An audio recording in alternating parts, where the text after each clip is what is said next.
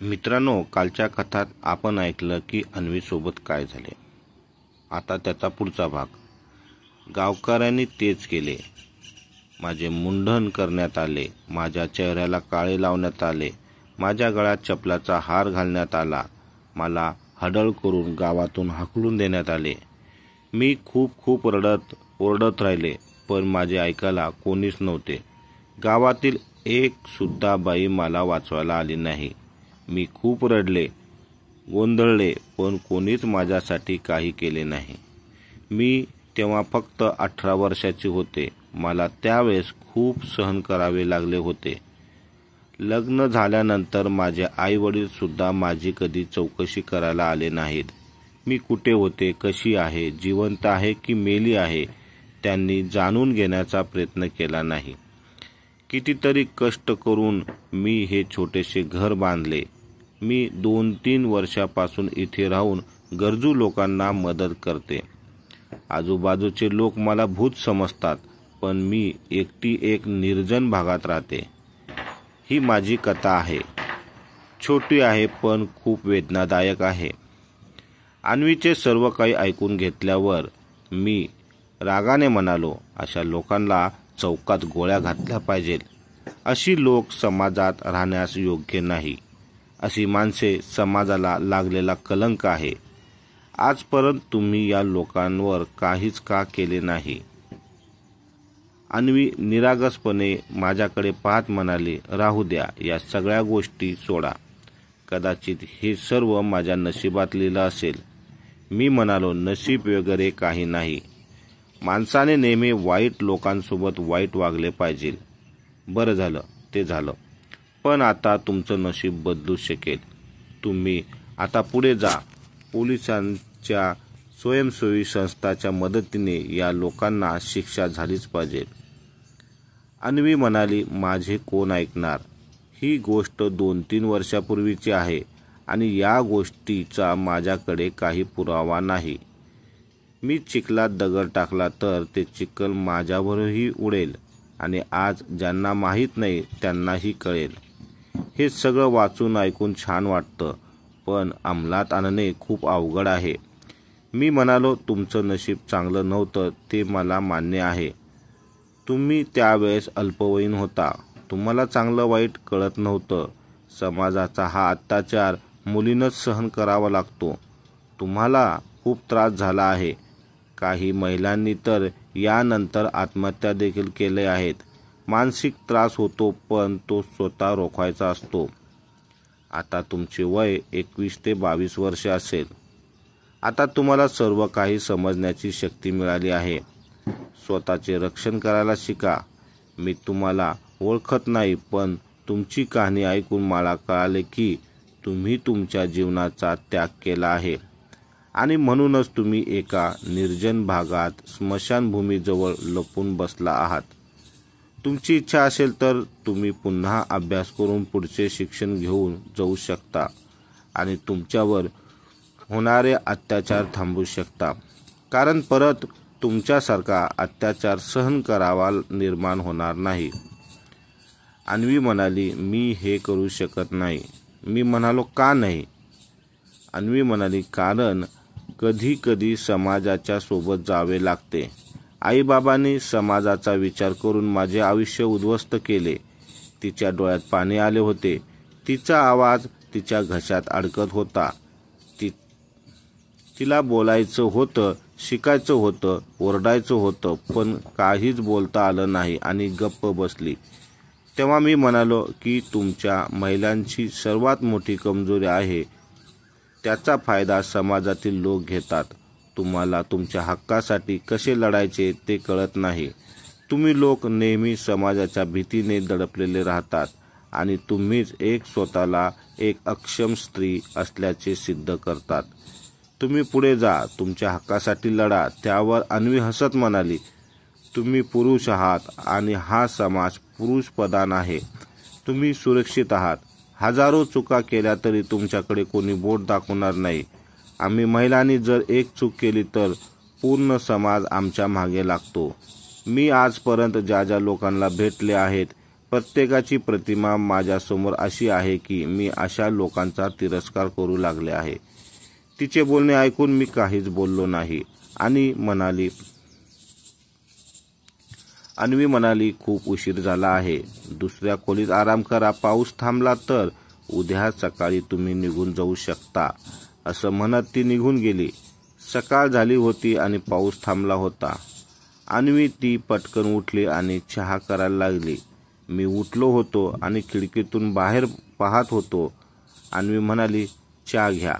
मी तुमचे कपडे तिथेच ठेवले आहेत. मी चहा पिऊन तयार झालो आणि निघताना अन्वीला म्हणालो, मी तुम्हाला अन्वी म्हणून हाक मारू शकतो का? ती म्हणाली, का नाही? मग मी म्हणालो, अन्वी, मी निघतो, पण निघताना मी तुला परत एकदा सांगेल की असे अज्ञाताचे जीवन जगण्यापेक्षा तू तुझ्या आयुष्याचा काहीतरी कामासाठी उपयोग केला तर तू त्या जखमामधून बाहेर पडू शकशील. तू जर काही शंका असेल तर कृपया मला सांग. मी माझ्या इथल्या 3-4 NGOचे नंबर देतो. तू त्यांना भेट. कदाचित ते तुला मदत करू शकतील आणि नंतर तुलाही तुझ्या पायावर उभे राहण्याची संधी मिळेल. आयुष्य खूप मोठं आहे ग. तू एकटे जगू शकणार नाही. तू खूप हुशार आहेस. मला जर तुझ्याशी संपर्क करायचा असेल तर तुझ्याकडे फोन किंवा मोबाईल आहे का? तिने नकारात्मक मान हलवली आणि म्हणाली, मला फोनची कधीच गरज पडली नाही, कारण माझी बातमी विचारायला कोणीच नाही. मग मी फोन कशासाठी ठेवू? मी म्हणालो, ठीक आहे, काही हरकत नाही. मी तुला माझा नंबर देतो. तुला कधी माझ्याशी बोलावं वाटलं तर माझा नंबरवर कॉल कर. मी माझे व्हिजिटिंग कार्ड अन्वीला दिले आणि त्यावर माझे नाव आणि नंबर लिहिलेले आहे असे सांगितले. अन्वी म्हणाली, काळजी करू नका. मी थोडी तरी शिकलेली आहे, त्यामुळे मला एवढे समजेल. त्यानंतर मी निघून गेलो. मला माझी कार गॅरेजमध्ये दाखवायची होती. घरी गेल्यावर मला शांतता मिळाली नाही. अन्वीवर झालेल्या अत्याचाराकडे माझे पूर्ण लक्ष जात होते. मी तिच्याबद्दल विचार करत बसलो होतो. मी माझ्या आई आणि बहिणीलाही अन्वीबद्दल सांगितले. हे ऐकून त्यांचे डोळे ओले झाले होते. आई म्हणाली, खेड्यागावातील लोक आजही अशा प्रकारचा विचार करतात. स्त्रिया सर्व वेदना सहन करतात. पुरुष त्यांच्या वेदनावर आणखी मीठ शिंपडतात. ती आयुष्यभर संघर्ष करत राहते. नुसते टोमणे आणि बोलणे. समाजात कितीही सुशिक्षित असला तरी त्याच्या मनात कुठेतरी महिलांचा छोटासा विचार असतो. मग हुंडा असो, कौटुंबिक हिंसाचार असो, बलात्कार असो किंवा विनयभंग असो, तो स्वतः पुढाकार घेतो आणि त्याला कोणीही रोखण्याचा प्रयत्न करत नाही. जरी कोणी प्रयत्न केला तर त्याचा आवाज कायमचा बंद केला जातो. दुसऱ्या दिवशी मी सर्वात पहिल्यांदा 3-4 ठिकाणी NGOला भेटलो. अन्वीच्या आयुष्याबद्दल त्यांना सर्व काही सांगितले आणि तिच्यासाठी मदत मागितली. दुसऱ्या दिवशी मला अशा एक NGOबद्दल माहिती मिळाली की महिलांना शिक्षित करणे आणि त्यांना त्यांच्या पायावर उभे राहण्यास मदत करते. मी त्या NGOला भेटलो. अन्वीबद्दल सर्व काही सांगितले आणि तिचा पत्ता देखील दिला. NGOच्या काही महिलांनी तिथे जाऊन अन्वीला भेट दिली. तिच्याशी बोलून तिचे किस्से ऐकले. मग तिला तेथील त्यांच्या इन्स्टिट्यूटमध्ये घेऊन गेले, जिथे अन्वीनं बेधडकपणे काहीही काम शिकायला सुरुवात केली आणि त्याच्यासोबतच अभ्यासाला लागली. असे 6 महिने निघून गेले. मी नेहमी त्या NGOला फोन करून तिच्याबद्दल विचारत होतो. कधी कधी तिकडे जाऊन दुरून तिच्याकडे पाहून परत यायचो. एके दिवशी अचानक अन्वी वाटेत काही सामान घेऊन जाताना मला दिसली. मी माझी गाडी थांबवली आणि खाली उतरलो. अचानक मला पाहून तिला धक्का बसला. मी तिला गाडीत बसवले आणि गमतीने म्हणालो, असा स्कार्फने चेहरा लपवला आहेस? कोणाला मारून आली आहेस का? ती हसत म्हणाली, मी बाहेर सामान आणायला गेले होते. बाहेरच्यानी कोणी मला ओळखावे नाही म्हणून मी माझे तोंड लपवले होते, पण तुम्ही तर मला ओळखलं. मी तिला म्हणालो, तुमच्या मनात अजूनही भीती आहे का? आता तुम्ही तुमच्या पायावर उभे आहात, मग तुम्हाला कोणाची भीती? अन्वी म्हणाली, तसं काहीही नाही. मी म्हणालो, मला एकही फोन केला नाहीस. मी माझा नंबर तुझ्याकडे देऊन आलो होतो, पण तू मला कधीच फोन करून माझी तब्येत कशी आहे ते विचारले नाही. म्हणूनच मी तुला भेटायला आलो होतो, पण आपली भेट झाली नाही आणि इथे रस्त्यावर झाली. ती हसत म्हणाली, मला माहिती आहे तुम्ही जिथे असाल तिथे छानच असाल. तुमचे माझ्यावर खूप मोठे उपकार आहेत. तुम्ही मला हे नवीन जीवन दिले आहेत, ज्यातून मी खूप काही शिकत आहे. मी म्हणालो, ठीक आहे, ते सोडा, पण बसून नंतर बोलू. मी तुम्हाला एका ठिकाणी घेऊन जात आहे. अन्वी म्हणाली, ठीक आहे, माझा तुमच्यावर पूर्ण विश्वास आहे. तुमच्याशिवाय माझा कोणावरही विश्वास नाही. मी अन्वीला घेऊन निघालो आणि वाटेत तिने विचारले, आपण कुठे निघालो आहोत? मी म्हणालो, नीट पहा मग विचार कर आपण कुठे चाललोय. ही वाट अन्वीला ओळखीची वाटली, कारण अन्वीला तिच्या गावी मी घेऊन जात होतो. गावी पोचल्यानंतर खाली उतरताना अन्वी खूप भावूक झाली होती. तिच्या डोळ्यातून अश्रू आले होते. ती हळूहळू पुढे चालू लागली होती आणि त्या मिठाईच्या दुकानासमोर जाऊन थांबली, जिथून तिचा विनाश सुरू झाला होता. तिथे थांबल्याचे कारण, तिथे पोलीस बंदोबस्त तैनात करण्यात आला असून भेसळासाठी पोलिसांनी मिठाई विक्रेत्याला लाठीमार केला. एक पोलीस त्याला मारत होता, म्हणत होता, 2 नंबरचा मिठाई विकतो, चल मी तुला आयुष्यभर तुरुंगात ठेवतो. तुला जन्मठेपाची शिक्षा होईल आणि तुला 50,000चा दंड होईल. आणि पोलीस त्याला अटक करून घेऊन जात होते. तो दुकानदार ओरडत होता, मी काही केले नाही, मी प्रामाणिक आहे, मला कोणीतरी फसवले आहे. संपूर्ण गावाला विचारा मी किती प्रामाणिक आहे, अशी तो विनंती करत होता. आजपर्यंत माझ्यावर कोणी डाग नाही लावला. हे कुणाचे तरी षडयंत्र आहे. अन्वीला तिची फसवणूक आठवू लागली. तिच्या डोळ्यातून अश्रू येत होते.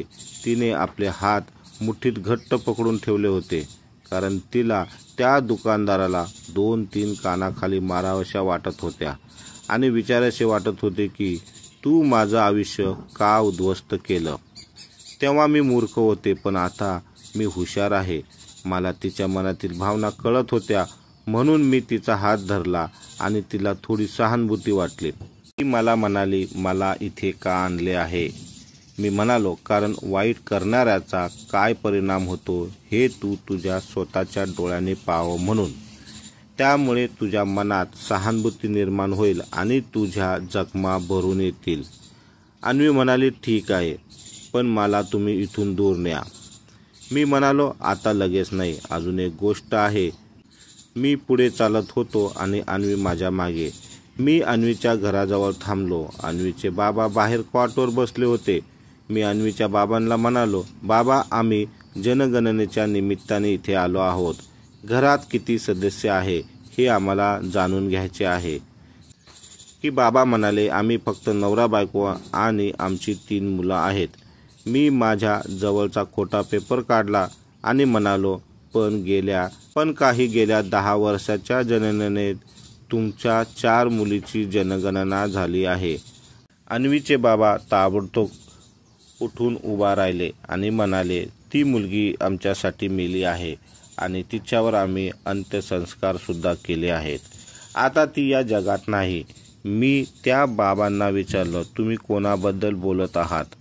बाबा म्हणाले, माझी मोठी मुलगी अन्वी खूप वर्षापूर्वी वारली. मी त्या बाबांना म्हणालो, काय झालं होतं तिला? बाबा म्हणाले, तिला खूप वाईट आजार झाला होता आणि ती तेव्हाच मेली. हे ऐकून अन्वीची आई दारात रडायला लागली. अन्वी तिथे थांबली नाही. ती रडत रडत तिथून निघून गेली. मी अन्वीला विचारलं, काय झालं? अन्वी म्हणाली, अजून किती त्रास देणार आहात? माझे आई बाबा मला विसरले आहेत हे मला माहिती आहे. मी जिवंत राहू नये अशी त्यांची इच्छा आहे. मी म्हणालो, मी तुला हे सर्व दाखवण्यासाठी इथं आणले आहे की ही लोक तुला विसरली आहेत. आता तू त्यांना विसरून जा आणि आयुष्यात पुढे जा. अन्वीला माझे बोलणे समजले. मी अन्वीला म्हणालो, तुझ्यासाठी एक नवीन आयुष्य वाट पाहत आहे. अन्वीला काही कळाले नाही, म्हणून ती म्हणाली, तुम्हाला काय म्हणायचे आहे? मी म्हणालो, तू आधी गाडीत बस. मी तिला माझ्या घरी घेऊन आलो आणि म्हणालो, असे समज हे तुझे घर आहे. अन्वीला माझे घर खूप आवडले. तेवढ्यात माझी आई आणि बहीण बाहेर आली आणि म्हणाली, अरे तू केव्हा आलास? अन्वीने हात जोडून त्यांना नमस्कार केला. आई आणि बहिणीच्या चेहऱ्यावर प्रचंड आनंद दिसत होता. कदाचित अन्वी स्वतःसाठी अशा छोट्याशा कुटुंबाची स्वप्न पाहत होती. तिला वाटत होते की आपले असे छोटंसं कुटुंब असेल, पण नशिबाने तिला कुठल्या कुठे नेऊन ठेवलं होतं. ती फक्त प्रेमाची आणि इज्जतीची भुकेली होती. तिला पैशाची आस नव्हती. जर तिच्या प्रियजनाने तिचा आदर केला असता आणि तिला सन्मान दिला असता, तर तिने तिचे संपूर्ण आयुष्य त्यांच्या कुटुंबात समर्पित केले असते. प्रत्येक स्त्रीला सन्मान आणि आनंद हवा असतो. तिला तिच्या नवऱ्याकडून प्रेम हवे असते. तिच्या नवऱ्याने तिच्यावर खूप प्रेम करावे अशी तिची इच्छा असते. तिला समजून घ्यावे, तिला खूप आनंद द्यावा. कदाचित हे स्वप्न आणि तिचे स्वप्नच राहिले.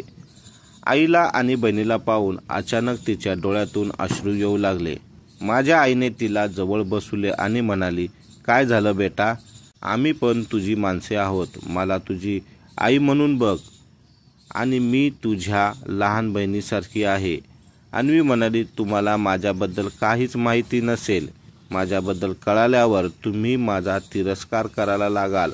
माझ्या आईने तिच्या डोक्यावर हात ठेवला आणि म्हणाली, मला तुझ्याबद्दल खूप दिवसापासून माहिती आहे. ज्या दिवशी रावण तुला भेटायला आला होता, तेव्हा त्याने तुझ्याबद्दल आम्हा दोघांना सांगितले. आम्ही तुझा दोष करत नाही. आम्ही तुझ्यावर खूप प्रेम करतो, तुझा आदर करतो. आम्ही तुझ्यावर खूप प्रेम करतो, तुझ्यावर आदर करतो. एवढंच, सगळ्यात तुझी काही चुकी नाही बाळा. ही समाजात राहणारे लोकांची विचारधनी आहे. तू या तुझे घर समज. आम्ही सर्व तुझे कुटुंब आहोत. मी तिच्याकडे पाहिले आणि म्हणाले, आता मला सांग, तू याला तुझे घर समज. आम्ही सर्व तुझे कुटुंब आहोत. मी तिच्याकडे पाहिले आणि म्हणालो, आता मला तुला एक विचारायचं आहे. तू या कुटुंबाचा भाग होशील का? अन्वी आश्चर्याने उभी राहिले आणि म्हणाली, रावण, तुम्हाला माझा भूतकाळ माहिती असूनही अशी चेष्टा करू नका. मी म्हणालो, मी गंमत करत नाही. मी तुला मनापासून विचारतो की तू माझ्याशी लग्न करशील का? तुला माझ्या आई आणि बहिणीसोबत राहायला आवडेल का? अन्वी म्हणाली, काय बोलत आहे रावण? मी म्हणालो, मी खरं बोलत आहे अन्वी. माझे घरचे तुला सून बनवायला तयार आहेत. तुला माझ्या आईची सून, माझ्या बहिणी आणि माझी पत्नी व्हायला आवडेल का? अन्वीने हसून आईला मिठी मारली आणि नंतर लग्न करून आम्ही सुखाने संसार करू लागलो. ही एका खेड्यागावात राहणाऱ्या अन्वीची, या मुलीची कथा आहे. आपल्या समाजात असे अनेक लोक आहेत जे अशा घटनेनंतर महिलांना स्वीकारत नाही. पण या घटनेत महिलांना जबाबदार न धरणारे लोक या समाजात फक्त 100% पैकी 2% आहेत, जे अजूनही अस्तित्वात आहेत. आणि अशा लोकांची समाजाला खूप गरज आहे. तर मित्रांनो, ही कथा तुम्हाला कशी वाटली हे कमेंट बॉक्समध्ये जरूर सांगा. चॅनलवर नवीन असाल तर सबस्क्राईब करायला विसरू नका. पुन्हा भेटूया अशा एक नवीन कथेमध्ये. धन्यवाद.